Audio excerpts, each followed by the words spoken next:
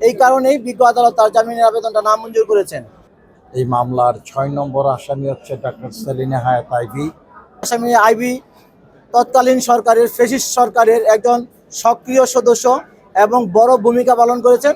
নারায়ণগঞ্জে যে দুইটা বিষয় ছিল, যে শামীম ওসমান এবং আইভি, দুইজন ব্যক্তি, তারা সরকারের মদদে, প্রত্যক্ষ মদদে ছাত্র বৈষম্য আন্দোলনকে নৎসাৎ করার জন্য যে ভূমিকা নিয়েছে, সেই ভূমিকার কারণেই তার বিরুদ্ধে স্পেসিফিক এলিগেশন আছে মামলায়।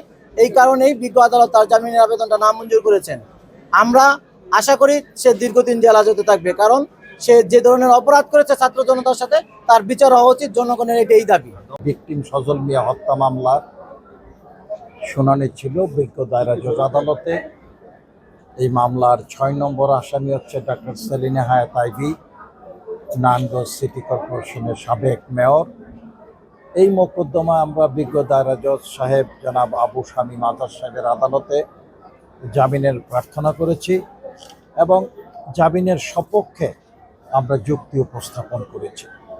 আমরা বলছি যে এই মোকদ্দমায় মেয়র আইভির বিরুদ্ধে সুনির্দিষ্ট একটি কথাও বলা নাই। গুলিতে এই মোকদ্দমার ভিকটিম নিহত হয়েছে, এজাহারকারী হচ্ছে তার মা, যেভাবে বর্ণনা করেছে। কার গুলিতে নিহত হয়েছে তা বর্ণনা নাই। কে বোমা বিস্ফোরণ করেছে তারও কোনো বর্ণনা নাই। গয়রাহা অভিযোগ এই মোকদ্দমাগুলি। আমরা সাধারণত আমাদের ওকালতি জীবনের অভিজ্ঞতা থেকে বলতে পারি, এই মোকদ্দমাগুলি বিজ্ঞ দায়রা জজ আদালত দয়া করেন, আসামির জামিন মঞ্জুর করেন।